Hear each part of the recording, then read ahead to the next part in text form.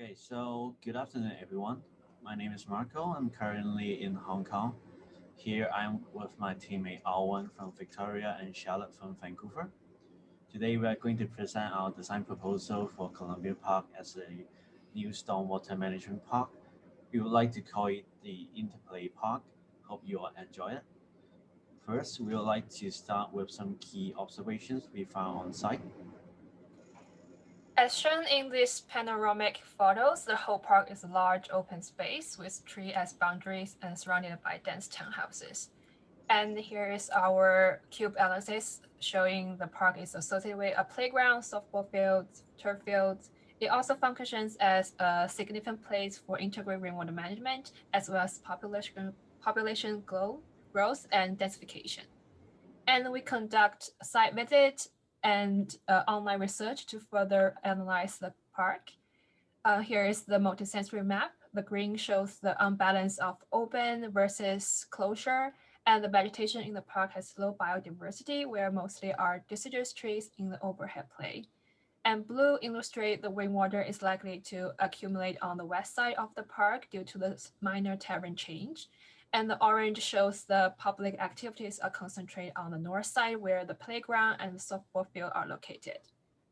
Park main users are children, mostly with their parents, and occasionally it will also used by the nearby elementary school as an alternative sports field for PE lessons. We also put the park in a larger context, looking into the relationship between parks and schools, learning that Columbia Park is a crucial place to ensure people have access to green space within a 500 meters radius, building up the park and school network. Research also shows there will be a dramatic population growth in the neighborhood, and with 2 or 3 bedrooms apartments replacing the existing townhouses, we estimate there will be more young couples with kids in this neighborhood. Considering future development and population growth, we realize there's a challenge of green space ownership loss due to larger buildings replacing the single-family homes with lawns. Thereby, we need to consider how our inclusive design can engage people effectively with nature, and we want to ensure easy, equitable access to green space in this neighborhood. Here is a conclusion of our 4 key issues, and we want to highlight the children needs, and with improved recreational, educational, ecological values, the project can also improve other issues. So our design is focused on optimizing rainwater management, improving bird and pollinator habitat, and fulfilling the needs of children and families. And the more we research, the more we realize that these different objectives didn't have to be at odds with each other. The flows of water and wildlife are not so different from the flows of children's play and the movement of people through space. And perhaps all of these flows could be enhanced together. We decided to focus on how the solutions to these issues could harmonize and complement each other. And this is summarized in our new name for the park, Interplay. The vision for Interplay is threefold. First, the missing piece of the neighborhood, an accessible and inclusive space that encourages Oak Ridge residents, especially children, to spend time outdoors and socialize, and thus increasing their level of social engagement and their access to green space. Secondly, where the water flows, a place that combines stormwater management alongside the Alberta Strait Blue Green System with ecosystem services and brings into public view the city of Vancouver's close connection with rainwater. And thirdly, the lost sense of wilderness, providing varying degrees of nature play and risky play for children and families to choose from, combined with partial reforestation of the park to echo its natural and cultural history. We started our design process by thinking about topography and how it could influence the movement of water and people through the landscape. By building a few models and sketching many iterations of the design, we experimented with the idea of geometric walls and retaining elements, but ultimately we returned to a more organic form that's inspired by rivers, valleys, and hills. So we start with the primary flow of water that sneaks down across the site from north to south. And playing with the width and depth, we create rain gardens and retaining ponds within this larger river system. The topography is in response to the water flow, and you can see small hills and plateaus were created where programs and activities can take place on it. Afterwards, we create a network of access based on site access and considering how people from the neighborhood children from nearby schools and general public would approach to the park. And lastly, based on the access, the pathway system is formed in an organic form in response with several main park entrances and punctuations along the park perimeter. So this is our render plan. As you can see, there are several islands and program elements and valleys with rain gardens in between. We also are proposing to integrate Alberta Street blue-green system by extending the organic pattern and rain gardens across the street, and also adding green spaces in West 43rd Avenue retail area in the future. We will explain each part of the park in more detail later. So in this overall section, from west to east, we show the whole park as well as Alberta Street and part of the West 44th Avenue. You can see the topography variation and how we allow the water to cross back and forth through the whole park. In our design, we also considered the seasonal changes from dry to wet scenario. The rain gardens have elements inside that will be exposed in the summer and submerged in the winter. Stairs along the rain gardens will allow access to these areas in the summer, so the whole park can be used or kids could wander around freely. Last thing to be mentioned is all the slopes are gradual, and we have railings to ensure safety at pathways where crossing deeper water areas. So let's start our tour explaining the detail of our design.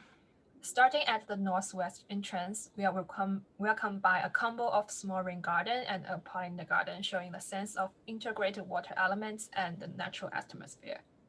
We propose a conceptual Alberta street design as well to translate from street view to the park in a more smooth, natural way.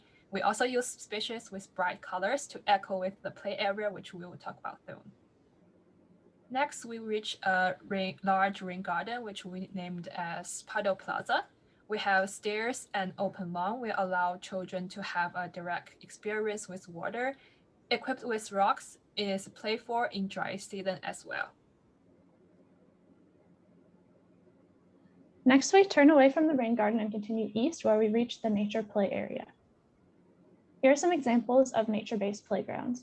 In our research, we discovered that risky play is important for children's mental and physical development, and that natural playground elements can increase activity, energy levels, and creativity during play.